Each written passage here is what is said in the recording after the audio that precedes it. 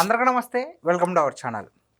విశాఖపట్నంలో జరిగిన ఘోర మత్స్యకారుల బోటు తిరగబోతలో కొంతమంది అయితే చనిపోవడం జరిగింది. వారిని పరామర్శించడానికి రీసెంట్గా జగన్మోహన్ రెడ్డి గారు అయితే వెళ్ళడం జరిగింది.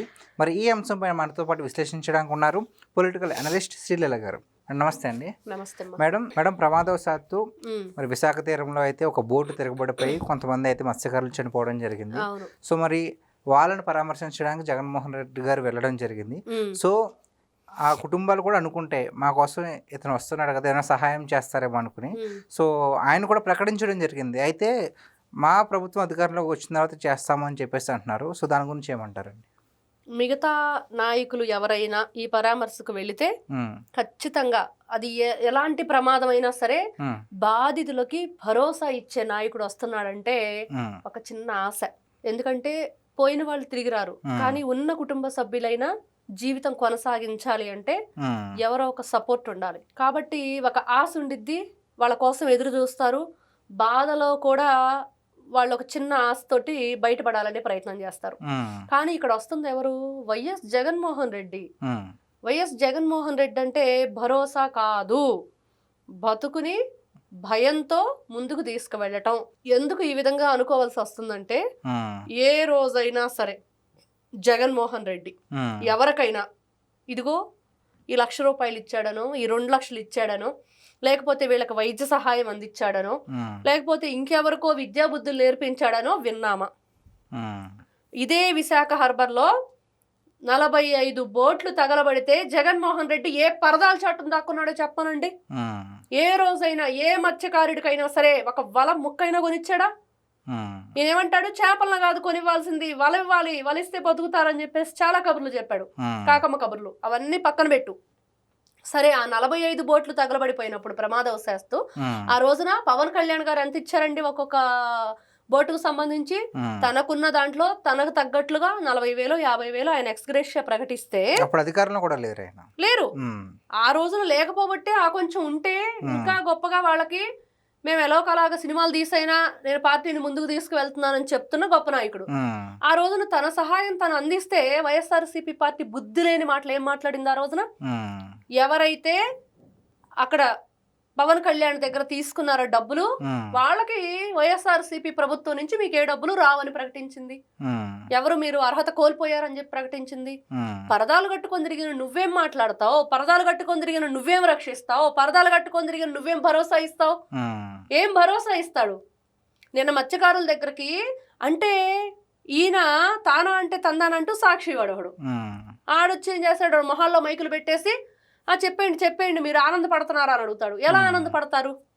ఇంట్లో ఒక బిడ్డను కోల్పోయి ఆనందపడతారా? జగన్మోహన్ రెడ్డి వచ్చి ఏం చేస్తాడని చెప్పి ఆనందపడతారు? ఎందుకు జైలు కొడతారు? కాబట్టి ఏదైనా అక్కడ సిచ్యువేషన్ ఏంటి, ఆ సందర్భాన్ని బట్టి మనం వాళ్ళకి అండగా నిలబడాలి, మోరల్ సపోర్ట్ ఇవ్వాలి, పరిస్థితులను అడిగి తెలుసుకోవాలి. వాళ్ళు మమ్మల్ని ఇబ్బంది పెట్టొద్దు అంటే వెళ్ళి వాళ్ళకి తలనొప్పిగా మారింది వైఎస్ జగన్మోహన్ రెడ్డి నిన్నటి రోజున. సో అక్కడ ఇంకొక విషయాన్ని కూడా ప్రస్తావించడం జరిగింది. అది సమయం సందర్భమో తెలియదు కానీ సో సిదిరి అప్పలరాజు గారి కుమారుడి ఇష్యూ ఏదైతే ఉందో, రీసెంట్గా యాక్సిడెంట్ కూడా ఏదో 18 ఏళ్ల కుర్రాడు తెలియక చేశాడు, దానికి కూడా కేసు పెడతారని చెప్పేసి ఆయన మాట్లాడడం జరిగింది.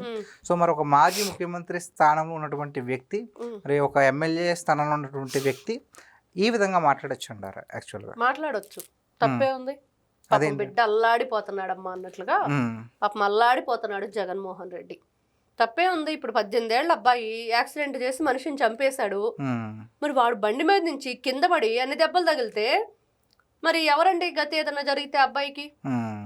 ఇదే చెప్పాడు కదా నిన్న ఆయన. ఇప్పుడు ఏదైనా సరే వైఎస్ జగన్మోహన్ రెడ్డి అనే వ్యక్తి ఎవరికి అండగా నిలబడతాడు, ఎవరి వైపు ఆయన మాట్లాడతాడు అంటే కూనికోర్లకి, హత్యలు చేసే వాళ్ళకి, అంటే ఇంటి మీదకి ఎవరిళ్ళ మీదకైనా సరే ఏది ఏమంటారు గొడవ చేయటానికి వెళ్తే, వాళ్ళ ఇల్లు ధ్వంసం చేయడానికి వెళ్తే వాళ్ళకి సపోర్ట్ గా నిలబడతాడు. ఇప్పుడు సింగయ్య ఉన్నాడు, దళితుడు, వైఎస్ఆర్సీపీ పార్టీ కార్యకర్త. ఆయన కారు కిందే పడ్డాడు. ఎవరి దాకా ఎందుకు? జగన్మోహన్ రెడ్డి నిమ్మకాయని తొక్కించినట్టు తొక్కించుకుంటూ వెళ్ళిపోయాడు తప్పించి ఇచ్చి ముళ్ళ చెట్లోకి వేసేసారు. ఆ రోజున మనం చూసిన ఫస్ట్ వీడియో ఏంటి? జగన్మోహన్ రెడ్డి పర్యటనలో ఆ ముళ్ళ చెట్ల మధ్య ఒక వ్యక్తి రోడ్ సైడ్ న వైఎస్ఆర్సీపీ పార్టీ కండువా మెళ్ళో వేసుకొని వైట్ అండ్ వైట్ అవి బట్టలు వేసుకొని రక్తపు మడుగులో ఉన్నాడు. ఎవ్వరికి ఏం అర్థం కాల, ఏం జరుగుతుంది, ఎవరితలంటే ఎవరో కానిస్టేబుల్స్ వెళ్ళారు, అక్కడికి వెళ్ళి ఏదో హడావుడిగా అంబులెన్స్ తీసుకొచ్చి ఎక్కించిన పరిస్థితి. అది తర్వాత దేవినేని అవినాష్ సంబంధించిన ఒక కారు కొంతమంది వెళ్ళి మేమే ఆ రోజున ఆయన తొక్కిచ్చేసామని చెప్పి సరెండర్ అయిపోయి మరి అక్కడ సంబంధించి వాళ్ళు ఏదో చెప్పారు. తర్వాత 2 రోజుల తర్వాత అసలు వీడియోలు బయటకు వచ్చినాయి. కారులో ఎవరు కూర్చొని ఉన్నారు, జగన్మోహన్ రెడ్డి డ్రైవరు, రజని, విడుదల రజని, పేర్ని నాని, జగన్మోహన్ రెడ్డి పిఏ నాగేశ్వర్ రెడ్డి కూడా ఉన్నాడు దాంట్లో. ఆయన కూడా ఈ కేసులో A4 A3లోనే ఉన్నాడు. మరి వీళ్ళందరూ ఉన్నాడు. ఆ రోజున ఏం చేశారు, మరి ఎవరికి న్యాయం చేశారు? ఈ రోజున గొర్రెల కాపరి, నువ్వు నిన్న అక్కడ దాకా వెళ్ళావు కదా, మరి వెళ్ళిన వాడివి, మరి ఆ గొర్రెల కాపరి దగ్గరికి వెళ్ళి పరామర్శించావా? పరామర్శించకపోగా వాళ్ళ కుటుంబం ఒక బిడ్డను నష్టపోయింది. 2 బిడ్డలు తండ్రి లేని వాళ్ళు అయ్యారు. ఆ భార్య దిక్కులేని అయిపోయింది. ఆ అమ్మాయి జీవితానికి ఎవరు భరోసా? తల్లిని చెల్లిని గెంటేసిన వాడికి ఏం తెలుస్తుంది? బంధాలు, బాంధవ్యాలు, అనుబంధాలు, వాళ్ళకున్న బాధ్యత, ఇవన్నీ ఎక్కడి నుంచి తెలుస్తాయి జగన్మోహన్ రెడ్డికి? అంటే జగన్మోహన్ రెడ్డి గారు ఈ స్టేట్మెంట్ ఇచ్చిన తర్వాత కొంతమంది నెటిజన్లు ఏమంటున్నారంటే, ఆయనకి చిన్నపాటి గులకరాయి దెబ్బ తగిలితేనే అంతలా హడావిడి చేశారు, మరి ఇక్కడ ఒక 18 ఏళ్ళ అబ్బాయి ఇలా చేస్తే తప్పు కాదని అనుకుంటున్నారు అంటున్నారు కదా. సో అంటే ఇటువంటి స్టేట్మెంట్స్ రీసెంట్గా ఒక 25 ఏళ్ళ అబ్బాయికి 23 కేసులు ఉంటే చిన్నపిల్లలు తెలిసి తెలియక చేశాడు, చంపేశారని చెప్పేసి కూడా అంటున్నారు. తెనాలి గంజాయి బ్యాచ్ కూడా అంతే అన్నాడు కదా, అలాగన్నారు. సో ఇటువంటి స్టేట్మెంట్స్ వల్ల మరి జగన్మోహన్ రెడ్డి గారికి లాభమా నష్టమా, అసలు ఏంటి? లాభం అని ఆయన అనుకుంటున్నాడు, నష్టం అని ప్రజలు చెప్తున్నారు. నువ్వే నీ గొయ్యం తవ్వుకుంటున్నావు, జాగ్రత్త. ప్రజలు మానవత్వం అనేది ఒకటి ఉంటుంది. అంటే రాజ్యాంగబద్ధంగా ఇప్పుడు మనం ఏదైతే ఈ చట్టం, న్యాయం, ధర్మం, శాంతి భద్రతలను మాట్లాడుకుంటున్నామో దాని ప్రకారం వెళతంటేనే న్యాయం జరగట్లా. ఈ రోజున అవన్నీ తుంగలో దొక్కేసి నాకు ఒకటే తెలుసు, అదే రాజారెడ్డి రాజ్యాంగం, చంపేసే వాళ్ళు నాకు ఇష్టం, చనిపోయే వాళ్ళు అంటే వాళ్ళ కర్మ అన్నట్టు మాట్లాడుతున్నాడు జగన్. అంటే ఒక విపక్ష నేతగా కానీ లేదంటే ఒక ప్రతిపక్ష నేతగా కానీ విమర్శించడం సహజం, కానీ ప్రతి దాన్ని విమర్శించాలనుకుంటే కనుక ఇలాగే వద్దని నెటిజన్లు అనుకుంటున్నారు. సో ప్రతి విషయాన్ని కూడా ఏదోలాగా విమర్శిస్తున్నారు, జగన్మోహన్ రెడ్డి గారు అపోజ్ చేస్తున్నారు. అంటే తప్పేంటి అన్నట్టుగా. సో దాని గురించి ఏమంటారు? తప్పేంటి అంటే ఫస్ట్ జగన్మోహన్ రెడ్డి అనే వ్యక్తి ఎవరి తప్పులైనా ఎంచే హక్కు అర్హత కలిగిన వ్యక్తే. ఈ రోజున నువ్వు ఒక మాజీ ముఖ్యమంత్రి అయ్యుండి ఒక మాజీ మంత్రి కొడుకు గురించి ఇలా మాట్లాడుతున్నావు. అసలు ఫస్ట్ ఆ అబ్బాయి తల్లిదండ్రులు ఏం చెయ్యాలి అంటే వాడిని ఫస్ట్ ఒరే ఇలా జరిగింది కదా, మరి వెంటనే మనం పోలీసులకు ఫోన్ చేయాలి, అంబులెన్స్ ఫోన్ చేయాలి, ఆ వ్యక్తి బ్రతికున్నాడా లేడా చూడాలి, అతనికి సంబంధించిన వాళ్ళతో సంప్రదించాలి, ముందర సమాచారాన్ని పోలీసులకు ఇవ్వాల్సిన బాధ్యత పౌరులుగా మనందరికీ ఉంది. ఎవరైనా అసలు అక్కడ దాకా వచ్చిందంటేనే తప్పు.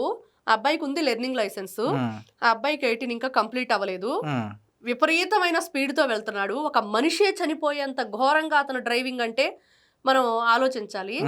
ఇది కాకుండా వేరొకరిని అతని ప్లేస్లో పెట్టడం, వాళ్ళని ఏ ప్రలోభాలకు గురి చేశారు. అసలు తన కొడుకునే ఆ దాంట్లో పంపించడానికి ఆ వ్యక్తి సిద్ధమయ్యాడంటే అతన్ని భయపెట్టారా, బ్రతిమలాడారా, లేకపోతే ప్రలోభ పెట్టారా, ఇవన్నీ కూడా బయటికి రావాలి. సిదిరప్పలు రాదు, ఈ అబ్బాయి కన్నా కూడా సెక్షన్లు వాళ్ళ నాన్న మీద పెట్టాలి. ఎందుకంటే ఒక ఉత్తమంగా ముందుకు వెళ్ళవలసిన ఒక పౌరుణ్ణి రాంగ్ రూట్ లో తీసుకువెళ్తుంది తండ్రి. అది తప్పురా, మనమే వెళ్ళాలి, మనమే నిజాలు చెప్పాలి అనేది కాకుండా నీ కొడుకును నువ్వు రక్షించుకోవడానికి ఇంకొకరి బిడ్డలను కూడా బలి చేయడానికి ఏ మాత్రం వెనకాడని వ్యక్తివి నువ్వు. డాక్టర్ అయితేనేంటి, యాక్టర్ అయితేనేంటి, లేకపోతే మంత్రి అయితేనేంటి, ఏం ఉపయోగం? ఈ వ్యక్తి అసెంబ్లీ సాక్షిగా మాట్లాడిన మాటలు, వీళ్ళు ఎగిరిన ఆ రోజున ఎగిరెగిరి పడిన విధానం చూస్తూ ఉంటే ఈ రోజు కూడా ప్రతి ఒక్కరికి రక్తం మరుగుతుంది. అసెంబ్లీలో వీళ్ళు వేసిన వెర్రి వేషాలు, వెర్రి పోకళ్ళు అన్నీ ఇన్ని కాదు. ఎంత దారుణంగా మాట్లాడారు, ఎంత నీచానికి దిగజారారు. మళ్ళా నేను డాక్టర్ అని చెప్పి గొప్పగా చెప్పుకుంటాడు. డాక్టర్ అసలు ఏంటండి, వాళ్ళకి మానవత్వానికి మారు పేరు డాక్టర్.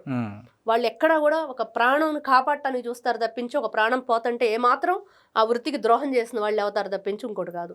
మరి అలాంటిది నీ బిడ్డ ఒకరి ప్రాణం పోవటానికి కారణం అయితే నువ్వు చేసింది ఏంటి ఆ రోజున? కాబట్టి ఇవన్నీ కూడా జగన్మోహన్ రెడ్డి మరి తెలుసుకోవాలి. ఈ రోజున జగన్మోహన్ రెడ్డి గారిని ఒకటే అడుగుతున్నావు, మరి కోడికత్తి సీన్ని నువ్వెందుకు న్యాయం చేయలేదు? మరి అమర్నాథ్ గౌడ వాళ్ళ అక్కకి ఈ రకంగా ఇబ్బందిగా ఉందని అడిగితే పెట్రోల్ పోసి తగలబెట్టినప్పుడు నువ్వు రాజకీయంలోనే ఉన్నావు కదా, అధికార పక్షంలోనే ఉన్నావు కదా, ముఖ్యమంత్రిగా వెలగబెడుతున్నావు కదా, ఆ రోజున ఏం చేసావు? ఆ అమ్మాయిని ఇంటర్ 2 సంవత్సరాలు ముందుకు తీసుకెళ్ళింది నారా భువనమ్మ. ఈ రోజున ఆ అమ్మాయిని ఇంజనీరింగ్ చదివిస్తుంది. అక్కడ ఎవరైతే ఉన్నారో అక్కడ ఎమ్మెల్యే ఆయన చదివిస్తున్నారు, అనగాని సత్యప్రసాద్ గారు. వాళ్ళు ఒక చెప్పాలంటే ఆ ఫ్యామిలీని ఆయన దత్తు తీసుకున్నట్లే ఆయన బాధ్యత ఈ రోజున నిర్వహిస్తున్నారు. వాళ్ళకి ఇల్లు కట్టించడం కానివ్వండి, ఎన్ని రకాలుగా కూటమి ప్రభుత్వం కానీ అంతకుముందు టీడీపీ కానీ వాళ్ళకి అండగా నిలబడింది. దీన్ని కదా అంటారు భరోసా ఇవ్వటం అని. ఇట్లాంటి వ్యక్తుల కోసం కదా బాధలో ఉన్న వాళ్ళు ఎదురు చూస్తారు. మరి ఇవన్నీ కూడా జగన్మోహన్ రెడ్డి అధికారంలో ఉండి ఎవరికి న్యాయం చేశాడు? ఇదే సాయి కృష్ణ విషయంలో మరి నీ పేపర్లో 2018, 19, 20 ఆ టైంలో నువ్వేం చెప్పావు? నవీన్ రెడ్డిని చంపేశాడు పిల్లా సాయికృష్ణ అని చెప్పి నువ్వే రాసావు కదా. మరి ఈ రోజున మాత్రం అరే సాయికృష్ణ చంపేస్తారా? మరి ఈ రోజు సాయికృష్ణ అయ్యో పాపం అన్నప్పుడు సిఐ నాగరాజు కూడా అయ్యో పాపం కదా అని అంటున్నారు ప్రజలు. సమాధానం చెప్తాడా జగన్మోహన్ రెడ్డి గారు? మీరు కన్న తల్లిని బయటికి గెంటేశారు, చెల్లి దగ్గర ఆస్తులు లాగేసుకున్నారు, ఇంకొక బాబాయిని గొడ్డలతో వేసేశారు, ఆ చెల్లిని కూడా బయటకు నెట్టేశారు. మీకు మంచి చెడు మానవత్వం మర్యాద ఏదీ లేదని చెప్పేసి ప్రజలు ఈ రోజున మాట్లాడుకుంటున్నారు. మరి మీరేం చెప్తారు సమాధానం? ఈ రోజున నిన్న మీరు ఎందుకు ఆ గొర్రెల కాపరి కుటుంబాన్ని పరామర్శ? ఈ రోజున మత్స్యకారులకు ఏం ఉపయోగం నీ వల్ల? ఎవ్వరికి నీ వల్ల ఉప్పుగల్లంత ఉపకారం లేదు.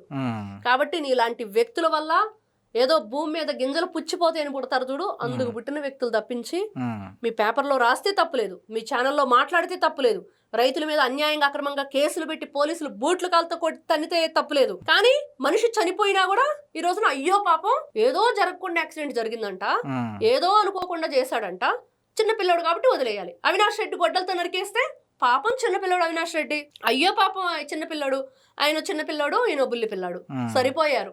కాబట్టి ఏదైనా జగన్మోహన్ రెడ్డి అనే వ్యక్తి ఈ రోజున తన రాజకీయ జీవితాన్ని తనే కాళ్ళతో తొక్కుకుంటున్నాడు అనేది మాత్రం క్లియర్గా అర్థమవుతుంది. ఓకే, థ్యాంక్ యూ అండి. నమస్తే.